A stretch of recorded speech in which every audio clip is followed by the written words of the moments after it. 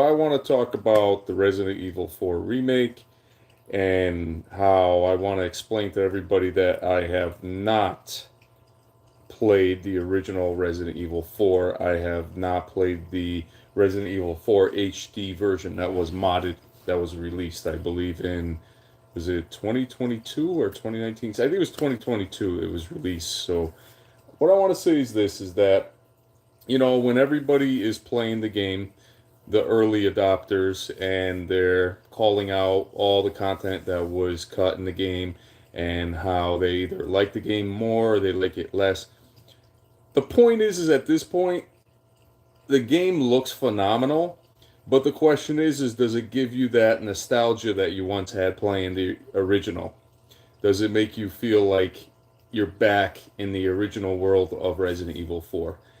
And that is a question that I've been thinking, and I've been trying to figure out how I could explain this to you guys.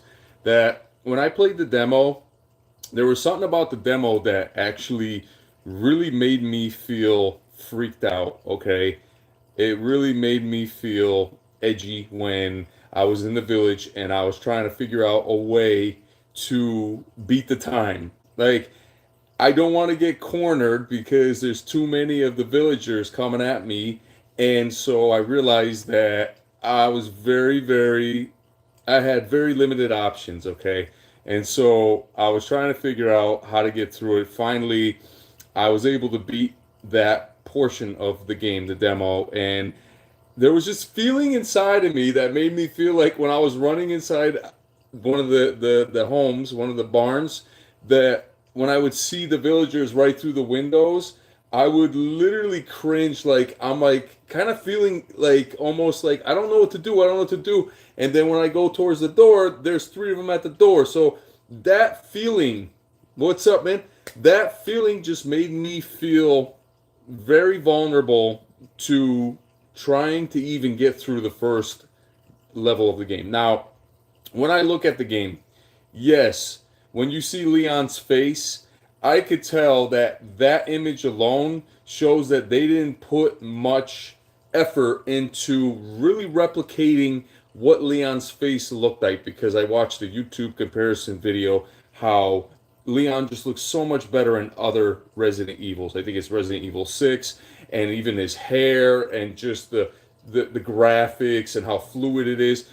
This game at this point, I know it's going to sell because people are going to be like, oh wow, this is Resident Evil 4 Remake, it's back. But when they truly go through the game and they're missing some points of the game that gave them the emotion that it gave them at the time that it gave them, they're going to realize that these developers are no longer being truly not remastering, not being true to their original intent of making a game exactly the way it was. I have not played Resident Evil 4 before, okay? So going into this world, to me, it's like a brand new game. So I'm going to enjoy it, but at the same time, if I jump into the Resident Evil 4, the original, then I know that there's going to be parts of that game, if I were to play it, that's actually going to let me know that they left certain parts out of the game. And I watch other YouTubers that talk about it. Are you ready for the hype? Only a few more hours. I played the GameCube version so many times before. Nice. You know what? The GameCube, okay? That's Nintendo, and if Nintendo pulled it off in 2005, that just made Nintendo so much more popular at that time, because before that was the N64, and that's when I got the N64. I used to subscribe to the Next Generation magazine, okay? And when I would read those articles and those stories of the N64 coming out and Mario, how he's supposed to be silicon graphics and everything's all in real time. Back in that day, I think it was like 12 or 13, I was like, whoa, this is going to be like light years ahead of us, okay? So even around that time, Nintendo was very impressive. Then PlayStation came out. I think the first PlayStation I finally got at one point, but I didn't really register that it was just a better console. What I thought was, okay, here's Sony coming out with something never before. And when I got the PlayStation 2, that's when it started. All those games on PlayStation 2 was like, holy shit. Like, it was really, really cool. and I like the PlayStation 2 a lot. I know I haven't done a live in a long time. I've been pretty much grinding, working hard. I will go live today. I just purchased the DualSense Edge controller.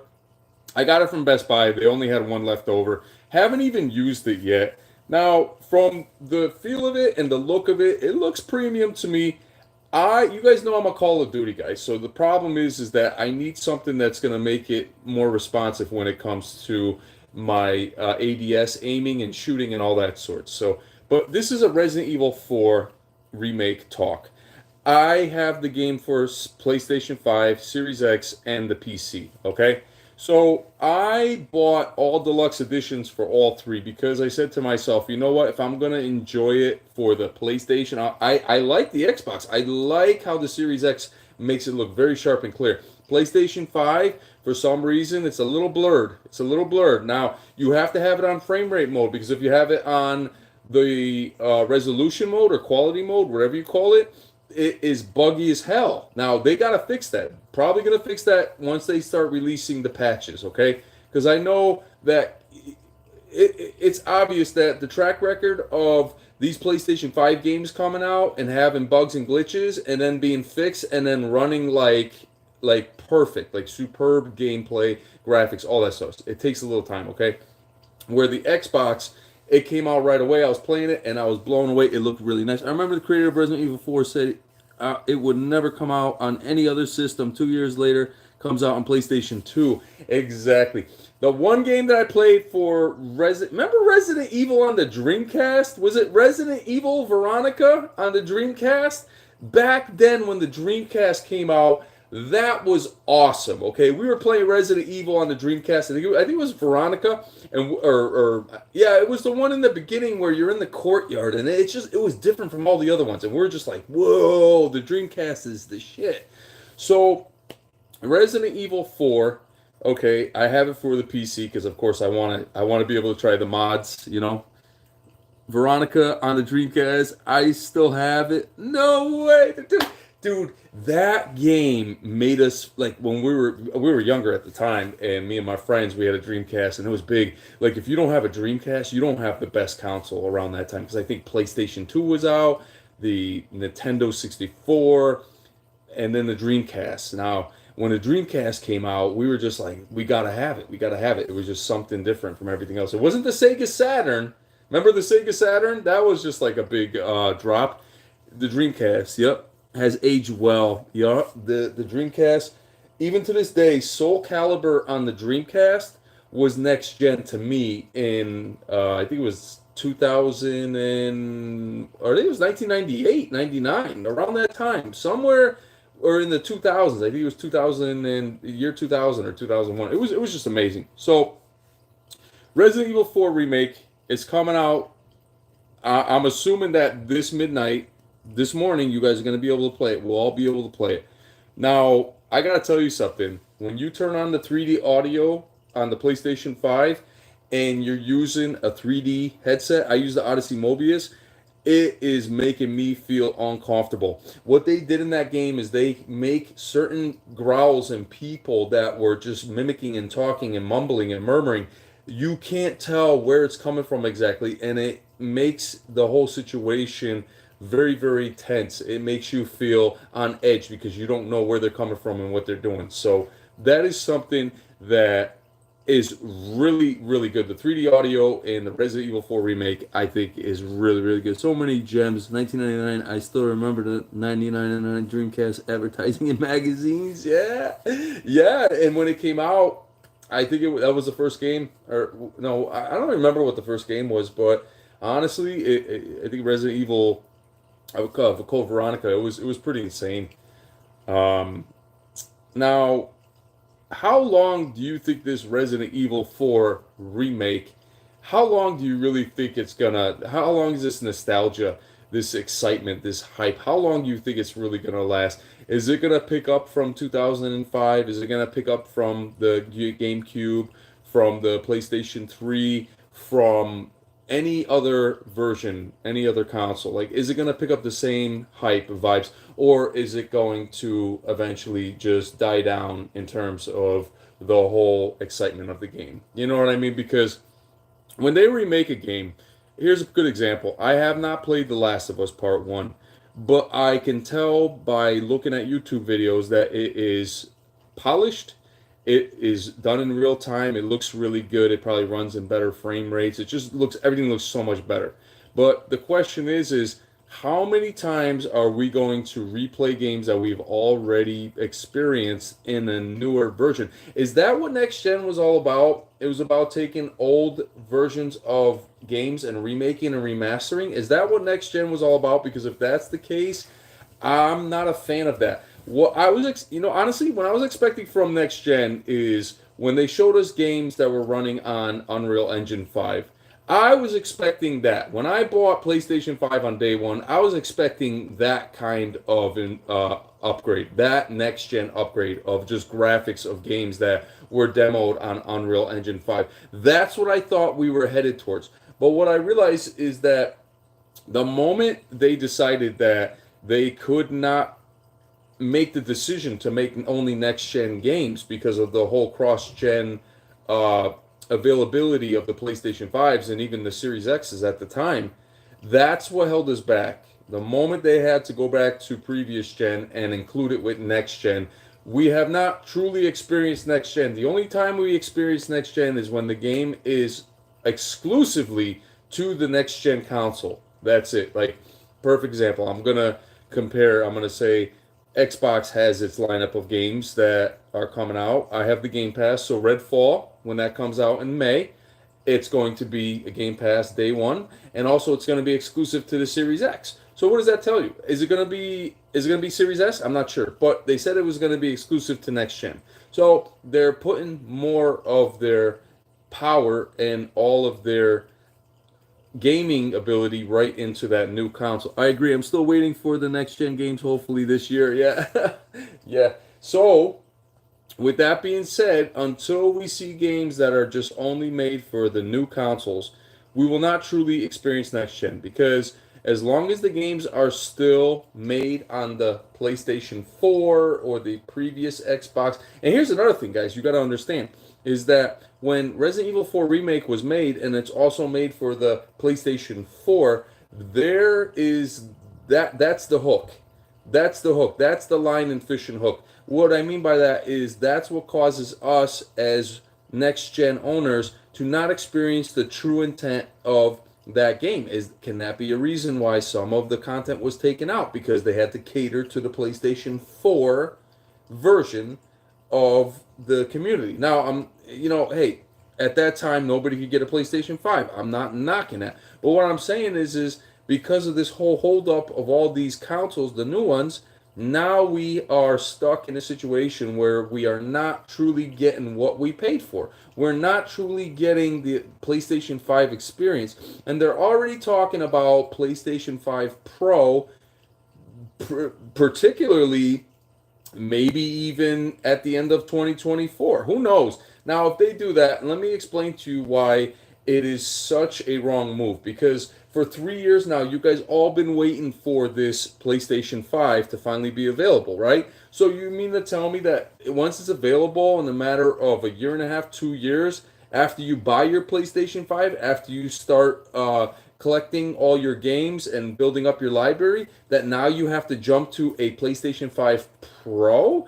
I mean, you know what that reminds me of? It reminds me of Samsung TVs. Every single year, you buy a TV, like I have the S95B TV, and this year you have the S95C TV. And in order to have that 77 inches, you have to pay another $4,000 to $5,000, which I don't agree upon. I like my 65-inch TV, and I'm sticking with it. So the point being is that when it comes to waiting for these consoles, we're investing so much money into the previous gen because once the Pro comes out, now we are pretty much in the PlayStation 4 era over the PS4 Pro era, okay?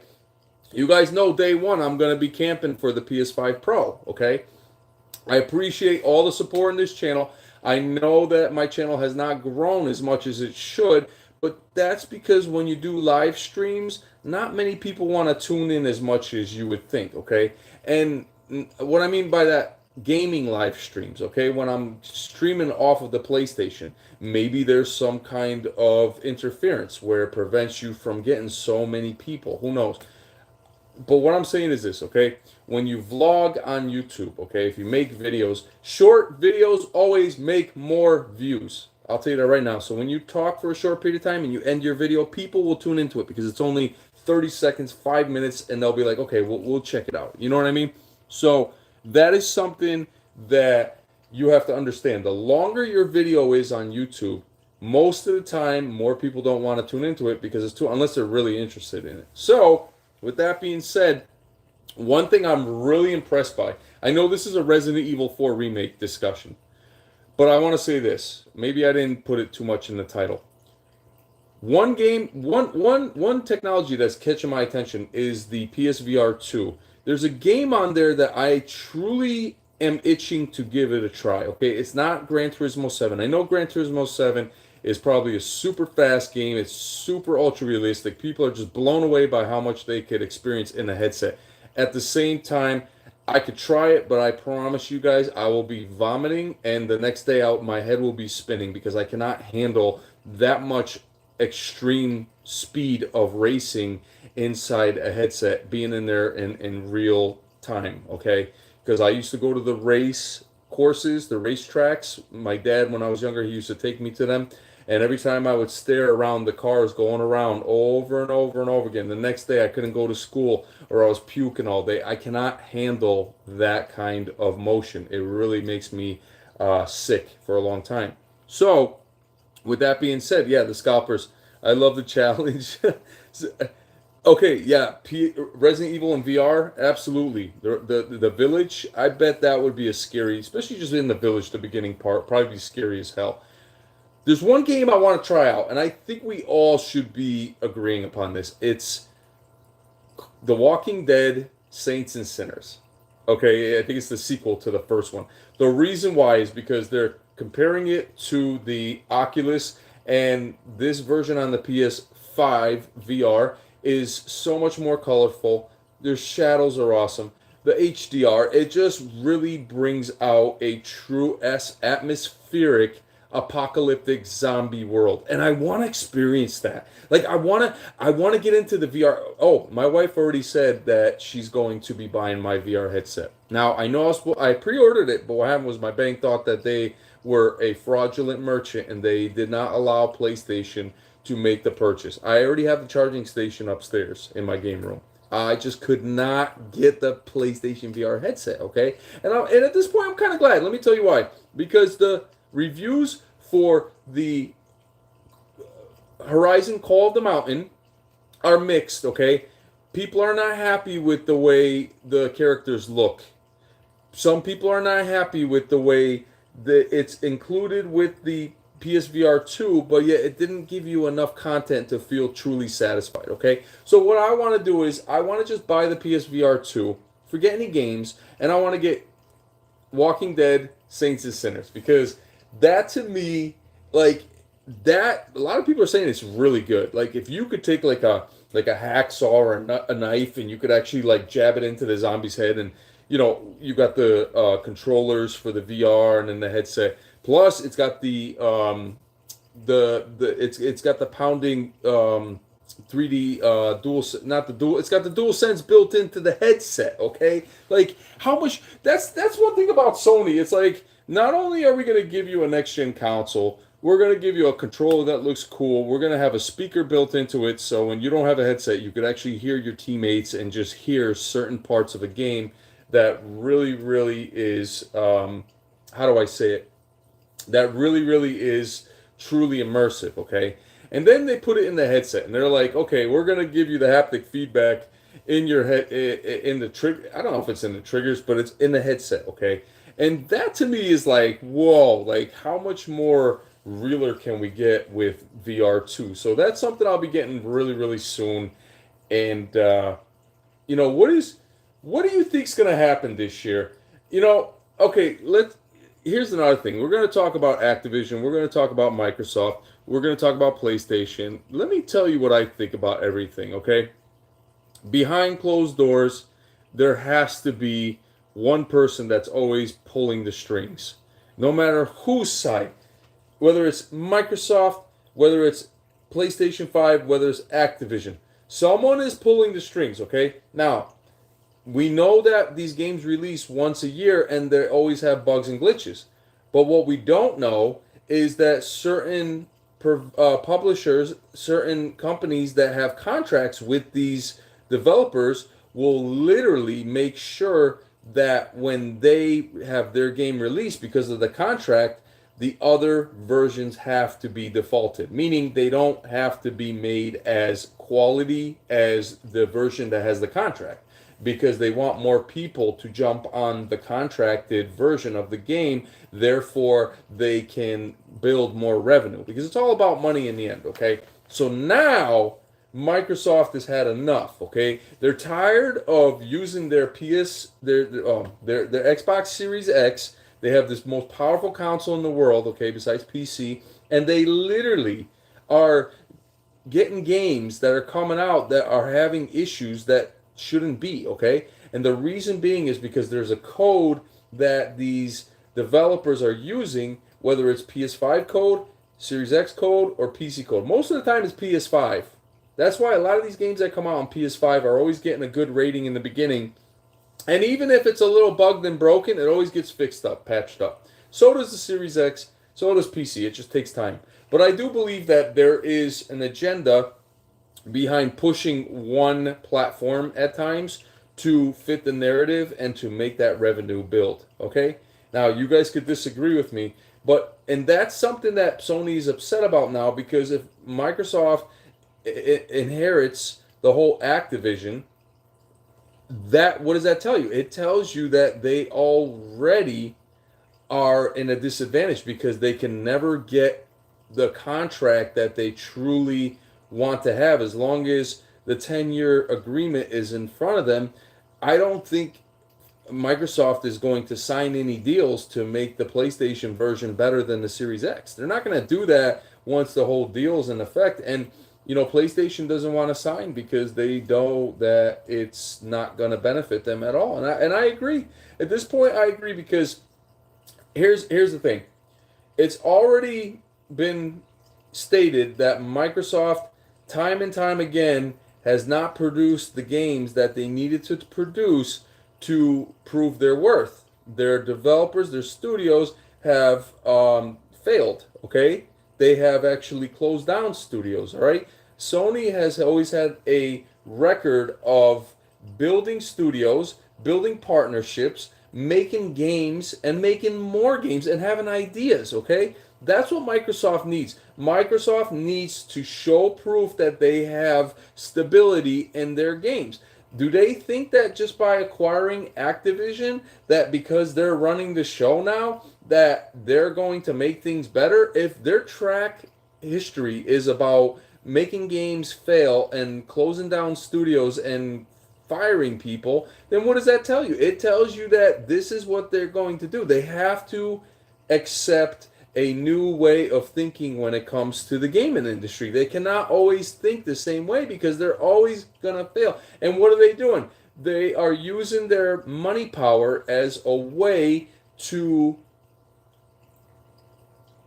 instigate control over one of the most biggest companies in the world for gaming, the most biggest franchise. And by doing that, you're basically saying instead of working hard, instead of me going to school to get my license to do my work, I'm going to just try to work somewhere and collect their money. That's basically what it's coming down to. So at the end of the day, Microsoft needs to show credibility and they need to show some kind of stability that they are going to become a real gaming studio and not the half-ass gaming thought process, changing their minds. Here's another thing that they do that messes them up truly, is that they quote something and then months or a year later they change their whole story around, okay?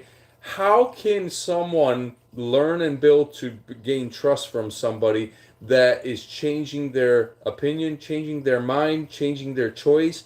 saying one thing and doing another. You can't trust people like that because they're not sticking to their true intent of what they are trying to build trust, okay? So that's their problem. Sony, on the other hand, they have been shady with us lately when it comes to consumers because a lot of times, if we want something from Sony, instead of them offering it to us as a gift or as an appreciation, they want us to pay for it to keep their pockets building up without their pockets being spent. That's a fact, okay? Perfect example, I got the DualSense Edge controller, right?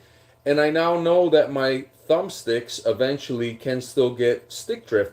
But instead of me being able to replace my whole controller for another one, Sony is going to suggest that I just swap out the thumbstick and pay the $20. That's what they're doing. And the reason why they're doing that is because they have an agenda and it's trying to make more money than they anticipate. They want to make as much money as possible.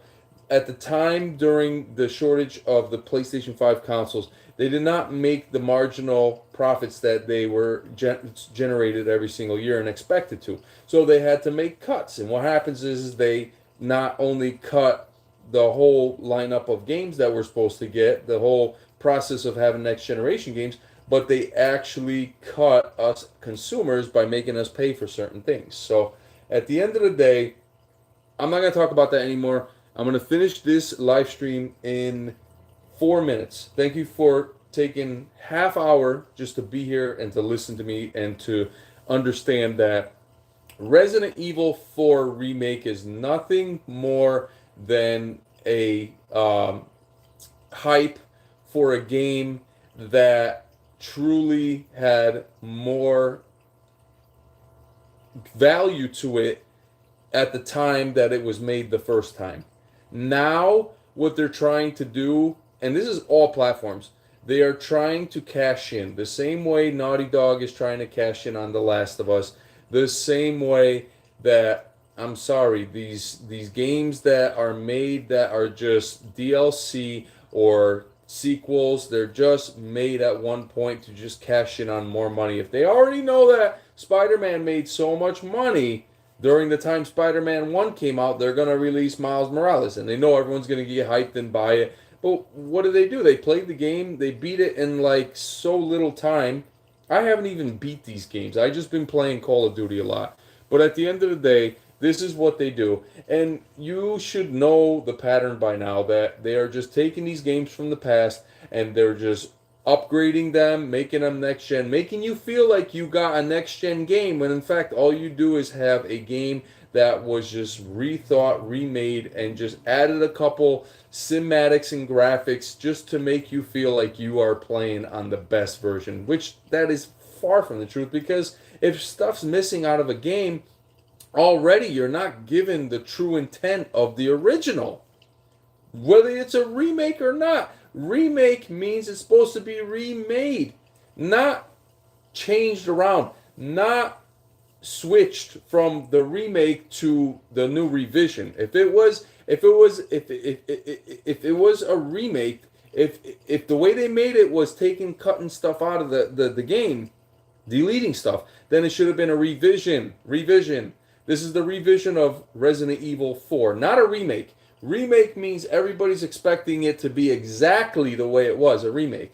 Remastered is another way of saying, hey, we are going to make you feel like you can't tell the difference, but this is just way better. That's what remake is like. Hey, we're going to remake this game, but we're just going to make you feel like you got everything from the original.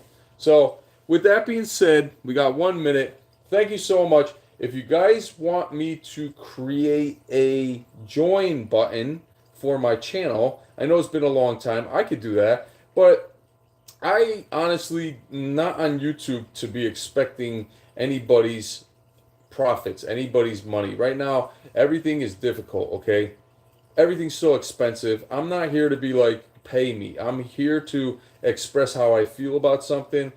Over the years that I've had my PlayStation 5, how I saw the whole industry just change, the whole storyline of these games and how they want you to believe in this new way or this new agenda of like what they're trying to um, retell in a video game. And it's something, if I agree upon, I don't agree upon.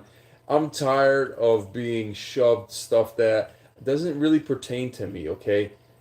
I'm a family person and family orientated. I work hard. I worked hard all my life for a living, and I earned everything that I worked hard for. So at the end of the day, I want to be able to enjoy games. I want to be able to enjoy the channel. I want to be able to enjoy the future of next gen technology. So with that being said, I'll see you guys later. Thank you so much for the 7 likes. Woo! Appreciate it. We all had a great time.